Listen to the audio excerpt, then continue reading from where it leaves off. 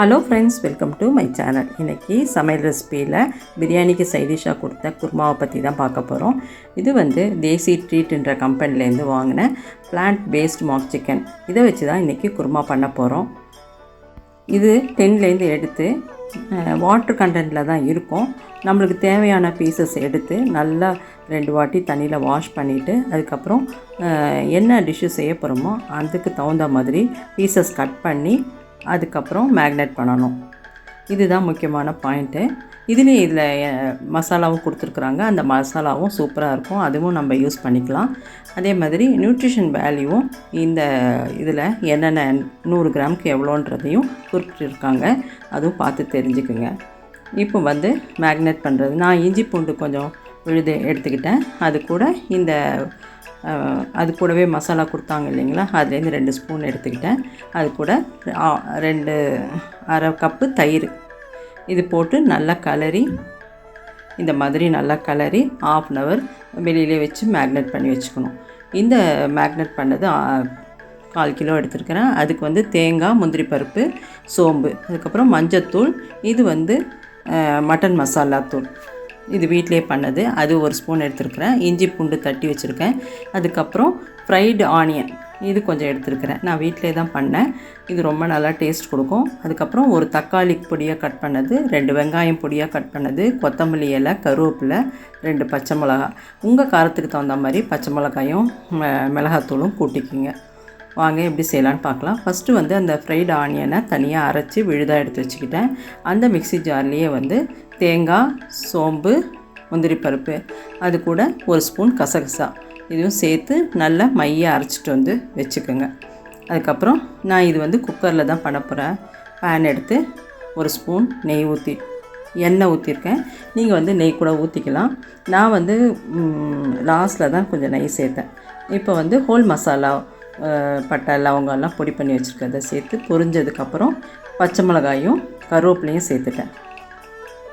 இது நல்லா அந்த எண்ணெயிலே வதங்கிடுச்சுன்னா நல்லா காரம் நல்லா தூக்கி கொடுக்கும். அதுக்கப்புறம் நல்லா 1 ஸ்பூன் இஞ்சி பூண்டு பேஸ்ட் எடுத்துருக்கேன். இதுவும் அந்த எண்ணெயிலே அடி பிடிக்காமல் நல்லா கலரி கொடுக்கணும். அந்த இஞ்சி பூண்டு பச்சை வாசனை போனதுக்கப்புறம் நம்ம பொடியாக கட் பண்ணி வச்சுருக்கிற வெங்காயத்தை சேர்த்துட வேண்டியதுதான். இது ரொம்ப டேஸ்டானது.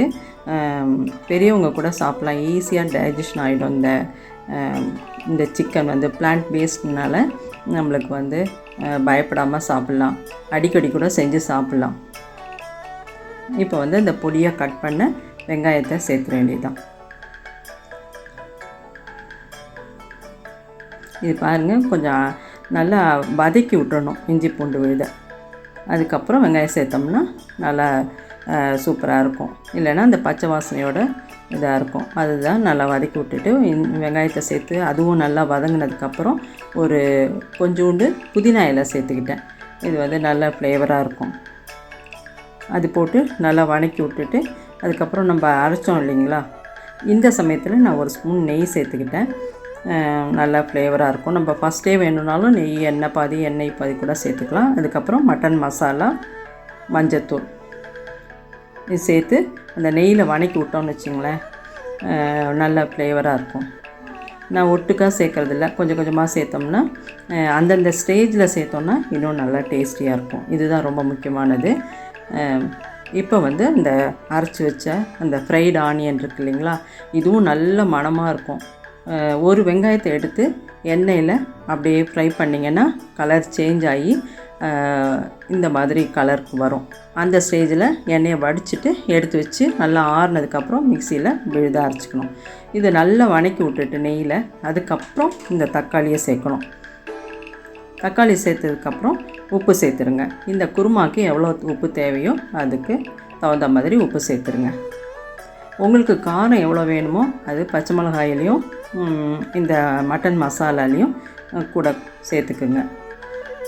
நம்ம இந்த மேக்னேட் பண்ணி வச்சுருந்தோம் இல்லைங்களா, அந்த சிக்கன், பிளான்ட் பேஸ்ட் சிக்கன், அதை இந்த ஸ்டேஜில் சேர்த்து நல்லா வதக்கி விடணும். இதில் இருக்க எண்ணெய் பிரிஞ்சு வரணும்.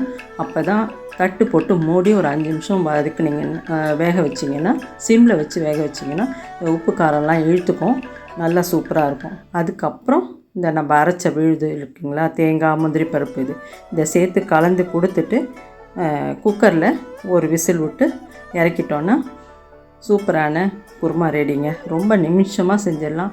அதே மாதிரி நல்ல டேஸ்டானது. நான்வெஜ்ஜு சாப்பிட்ணுன்னு தோணும் போதெல்லாம் அடிக்கடி இந்த மாதிரி பிளான்ட் பேஸ்டு உள்ள இந்த சிக்கனை எடுத்து நீங்கள் செஞ்சு பயப்படாமல் கொடுக்கலாம். அவங்களுக்கும் ஒரு சிக்கன் சாப்பிட்ட நான்வெஜ் சாப்பிட்ட திருப்தி இருக்கும். இந்த ப்ராடக்டோட அமேசான் லிங்க் வந்து டிஸ்கிரிப்ஷனில் இருக்குது. பார்த்து ஆர்டர் பண்ணி செஞ்சு பார்த்துட்டு எப்படி வந்ததுன்றதை கமெண்டில் தெரிவிங்க. இந்த வீடியோவை நிறைய ஷேர் பண்ணுங்கள் உங்கள் ஃப்ரெண்ட்ஸுக்கும் ரிலேட்டிவ்க்கும். இன்ட்ரெஸ்டிங்கான நிறைய ரெசிபிஸ் நம்ம சேனலில் இருக்குது. சப்ஸ்கிரைப் பண்ணாதவங்க சப்ஸ்கிரைப் பண்ணி பாருங்கள். உங்கள் வேல்யூவான கமெண்ட்டுக்கு நிச்சயமாக ஒரு ப்ரைஸ் இருக்குது. அதனால் தொடர்ந்து நம்ம சேனலை பார்த்துட்டு கமெண்ட் பண்ணுங்கள். தேங்க்யூ.